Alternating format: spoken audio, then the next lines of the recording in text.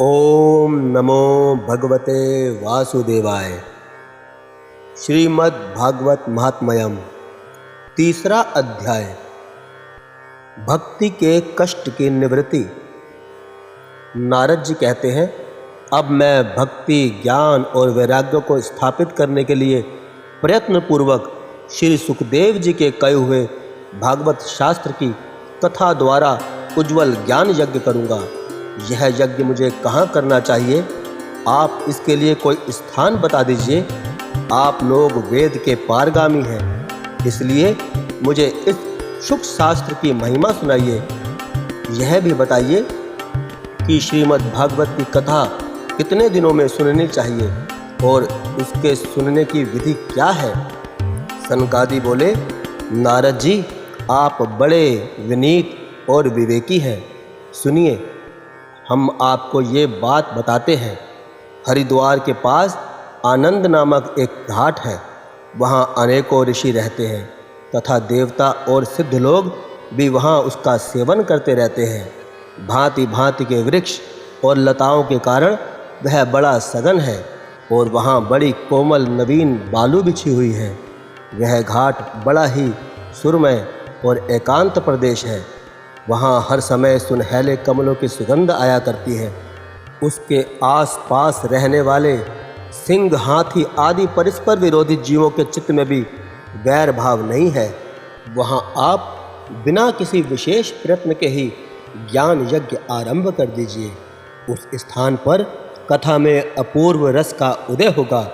भक्ति भी अपनी आँखों के ही सामने निर्बल और जरा जीर्ण अवस्था में पड़े हुए ज्ञान और वैराग्य को साथ लेकर वहाँ आ जाएगी।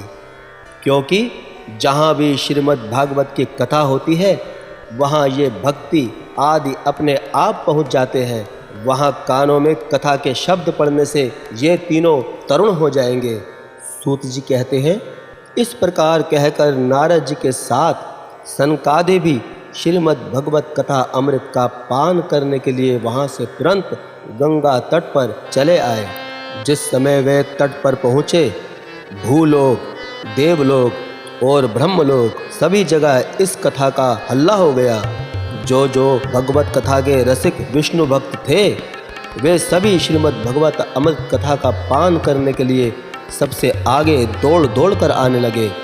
भृगु, वशिष्ठ, च्यवन, गौतम, मेघातीत, देवल, देवरात, परशुराम, विश्वामित्र, शाकल, मार्कंडे, दत्तात्रेय, पीपलादि, योगेश्वर, व्यास और पराशर, छायाशुक, जाजिल और जहू आदि सभी प्रधान मुनिगण अपने अपने पुत्र, शिष्य और स्त्रियों समेत बड़े प्रेम से वहाँ आए।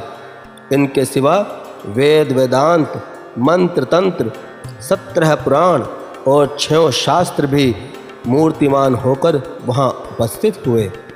गंगा आदि नदियाँ, पुष्कर आदि सरोवर, कुरुक्षेत्र आदि समस्त क्षेत्र, सारी दिशाएं, दंडक आदि वन, हिमालय आदि पर्वत तथा देव, गंधर्व और दानव आदि सभी कथा सुनने चले आए। जो लोग अपने गौरव के कारण नहीं आए, महर्षि भृगु उन्हें समझा बुझा कर ले आए। तब कथा सुनने के लिए दीक्षित होकर श्री कृष्ण परायण सनकादि नारद जी के दिए हुए श्रेष्ठ आसन पर विराजमान हुए। उस समय सभी श्रोताओं ने उनकी वंदना की। श्रोताओं में वैष्णव, विरक्त, सन्यासी और ब्रह्मचारी लोग आगे बैठे और उन सब के आगे नारद जी विराजमान हुए। एक और ऋषिगण और एक और देवता, एक और वेद और उपनिषद आदि एक और तीर्थ बैठे और दूसरी ओर स्त्रियां बैठी। उस समय सब ओर जय जयकार, नमस्कार और शंखों का शब्द होने लगा और अबीर, गुलाल, खील और फूलों की खूब वर्षा होने लगी। कोई कोई देव श्रेष्ठ तो विमानों पर चढ़कर वहां बैठे हुए सब लोगों पर कल्प वृक्ष के पुष्पों की वर्षा करने लगे। सूत जी कहते हैं, इस प्रकार पूजा समाप्त होने पर जब सब लोग एकाग्रचित हो गए, तब सनकादि ऋषि महात्मा नारद को श्रीमद् भागवत का महत्म स्पष्ट करके सुनाने लगे। सनकादि ने कहा, अब हम आपको इस भागवत शास्त्र की महिमा सुनाते हैं। इसके श्रवण मात्र से मुक्ति हाथ लग जाती है। श्रीमद् भागवत की कथा का सदा सर्वदा सेवन आस्वादन करना चाहिए। इसके श्रवण मात्र से श्री हरि हृदय में आ विराजते हैं। इस ग्रंथ में 18,000 श्लोक और 12 स्कंध हैं तथा श्री सुखदेव और राजा परीक्षित का संवाद है। आप यह भागवत शास्त्र ध्यान देकर सुनिए। यह जीव तभी तक अज्ञानवश इस संसार चक्र में भटकता है जब तक क्षण भर के लिए भी उसके कानों में सुख शास्त्र की कथा नहीं पड़ती। बहुत से शास्त्र और पुराण सुनने से क्या लाभ है? इससे तो व्यर्थ का भ्रम बढ़ता है। मुक्ति देने के लिए तो एकमात्र भागवत शास्त्र ही गरज रहा है। जिस घर में नित्य प्रति श्रीमद् भागवत की कथा होती है वह तीर्थ रूप हो जाता है और जो लोग उसमें रहते हैं उनके सारे पाप नष्ट हो जाते हैं। हजारों अश्वमेघ और सैकड़ों वाजपेयी यज्ञ इस सुख शास्त्र की कथा का 16वां अंश भी नहीं हो सकते। तपोधन, जब तक लोग अच्छी तरह श्रीमद् भागवत का श्रवण नहीं करते तभी तक उनके शरीर में पाप निवास करते हैं। फल की दृष्टि से इस सुख शास्त्र की कथा की समता गंगा, गया, काशी, पुष्कर या प्रयाग कोई तीर्थ भी नहीं कर सकता। यदि आपको परम गति की इच्छा है तो अपने मुख से ही श्रीमद् भागवत के आधे अथवा चौथाई श्लोक का भी नित्य नियम पूर्वक पाठ कीजिए। ओंकार, गायत्री, वासुदेव, यह 12 मंत्र, 12 मूर्तियों वाले सूर्य भगवान, प्रयाग, संवत्सर रूप काल, ब्राह्मण, अग्निहोत्र, गो, द्वादशी तिथि, तुलसी, वसंत ऋतु और भगवान पुरुषोत्तम, इन सब में बुद्धिमान लोग वस्तुतः कोई अंतर नहीं मानते। जो पुरुष अहर्निश अर्थ सहित श्रीमद् भागवत शास्त्र का पाठ करता है उसके करोड़ों जन्मों का पाप नष्ट हो जाता है। इसमें तनिक भी संदेह नहीं है। जो पुरुष नित्य प्रति भागवत का आधा या चौथाई श्लोक भी पढ़ता है उसे राजसूय और अश्वमेघ यज्ञों का फल मिलता है। नित्य भगवत का पाठ करना, भगवान का चिंतन करना, तुलसी को सींचना और गौ की सेवा करना, ये चारों समान हैं। जो पुरुष अंत समय में श्रीमद् भागवत का वाक्य सुन लेता है उस पर प्रसन्न होकर भगवान उसे वैकुंठ धाम दे देते हैं। जो पुरुष इसे सोने के सिंहासन पर रखकर विष्णु भक्त को दान करता है वह अवश्य ही भगवान का सायुज्य प्राप्त करता है। जिस दुष्ट ने अपनी सारी आयु में चित्त को एकाग्र करके श्रीमद् भागवत कथा अमृत का थोड़ा सा भी रसास्वादन नहीं किया उसने तो अपना सारा जन्म चांडाल और गधे के समान व्यर्थ ही गवा दिया। वह तो अपनी माता को प्रसव पीड़ा पहुँचाने के लिए ही उत्पन्न हुआ है। जिसने इस सुख शास्त्र के थोड़े से भी वचन नहीं सुने वह पाप आत्मा तो जीता हुआ ही मुर्दे के समान है। पृथ्वी के भार स्वरूप उस पशु तुल्य मनुष्य को धिक्कार है। यों स्वर्गलोक में देवताओं में प्रधान इंद्र आदि कहा करते हैं। संसार में श्रीमद् भागवत की कथा का मिलना अवश्य ही कठिन है। जब करोड़ों जन्मों का पुण्य होता है तभी इसकी प्राप्ति होती है। नारद जी, आप बड़े ही बुद्धिमान और योग निधि हैं। आप प्रयत्नपूर्वक कथा का श्रवण कीजिए। इसे सुनने के लिए दिनों का कोई नियम नहीं है। इसे तो सर्वदा ही सुनना अच्छा होता है। इसे सत्य भाषण और ब्रह्मचार्य पालन पूर्वक सर्वदा ही सुनना श्रेष्ठ माना गया है। किंतु कलयुग में ऐसा होना कठिन है। इसलिए इसकी सुखदेव जी ने जो विशेष विधि बताई है वह जान लेनी चाहिए। कलयुग में बहुत दिनों तक चित्त की वृत्तियों को वश में रखना, नियमों में बंधे रहना और किसी पुण्य कार्य के लिए दीक्षित रहना कठिन है।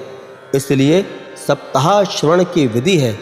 श्रद्धापूर्वक कभी भी श्रवण करने से अथवा माघ मास में श्रवण करने से जो फल होता है वही फल श्री सुखदेव जी ने सप्ताह श्रवण में निर्धारित किया है।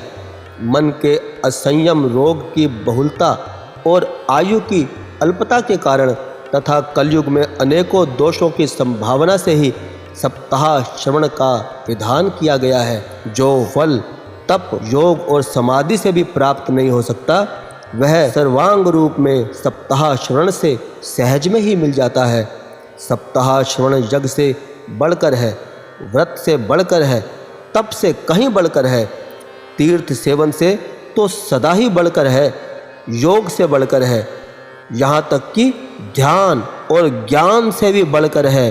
अजी, इसकी विशेषता का कहाँ तक वर्णन करें, यह तो सबसे ही बढ़ चढ़कर है। शौनक जी ने पूछा, सूत जी, यह तो आपने बड़े आश्चर्य की बात कही। अवश्य ही यह भागवत पुराण योग वेत्ता ब्रह्मा जी के भी आदि कारण श्री नारायण का निरूपण करता है, परंतु यह मोक्ष की प्राप्ति में ज्ञान आदि सभी साधनों का तिरस्कार करके इस युग में उनसे भी कैसे बढ़ गया।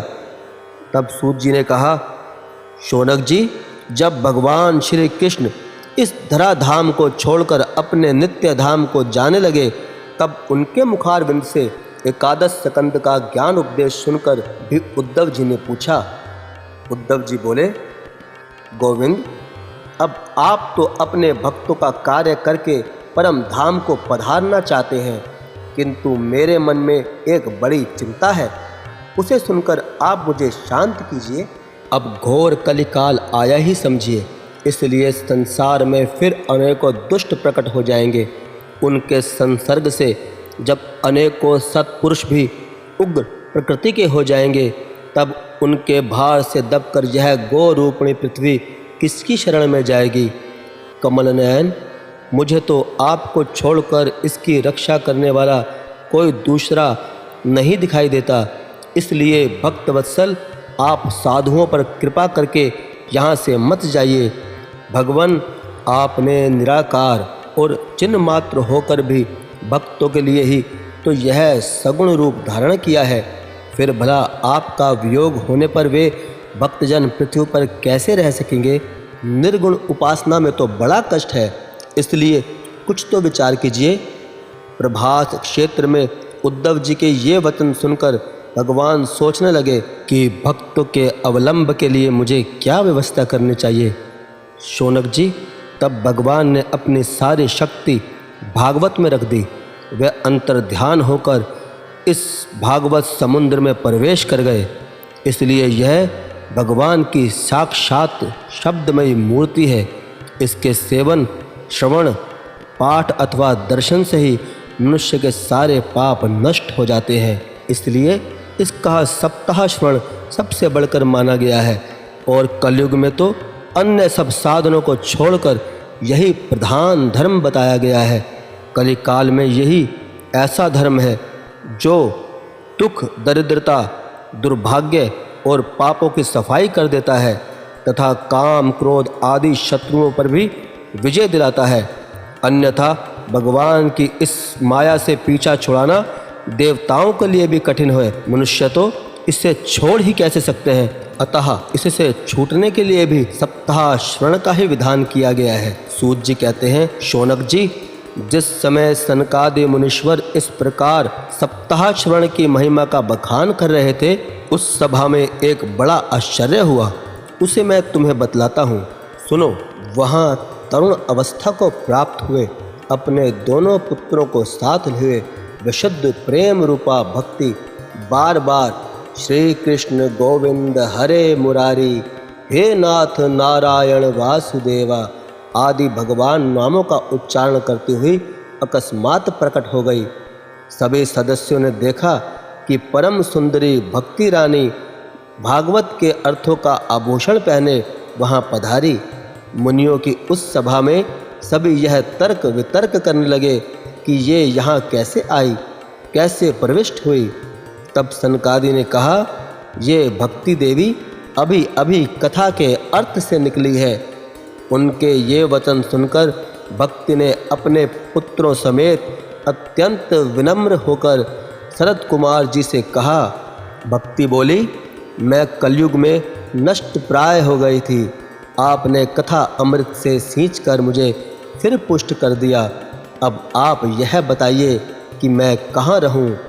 यह सुनकर सनकादि ने उससे कहा, तुम भक्तों को भगवान का स्वरूप प्रदान करने वाली, अनन्य प्रेम का संपादन करने वाली और संसार सागर को निर्मूल करने वाली हो। अतः तुम धैर्य धारण करके नित्य निरंतर विष्णु भक्तों के हृदय में ही निवास करो। ये कलयुग के दोष भले ही सारे संसार पर अपना प्रभाव डाले, किंतु वहाँ तुम पर इनकी दृष्टि भी नहीं पड़ सकेगी। इस प्रकार उनकी आज्ञा पाते ही भक्ति तुरंत भगवत भक्तों के हृदय में जा विराजी। जिनके हृदय में एकमात्र श्री हरि की भक्ति निवास करती है, वह त्रिलोकी में अत्यंत निर्धन होने पर भी परम धन्य है, क्योंकि इस भक्ति की डोर से बंध कर तो साक्षात भगवान भी अपना परम धाम छोड़कर उनके हृदय में आकर बस जाते हैं। भूलोक में यह भागवत साक्षात पर ब्रह्म का विग्रह है। हम इसकी महिमा कहाँ तक वर्णन करें? इसका आश्रय लेकर इसे सुनने से तो सुनने और सुनाने वाले दोनों को ही भगवान श्री कृष्ण की समता प्राप्त हो जाती है। अतः इसे छोड़कर अन्य धर्मों से क्या प्रयोजन है?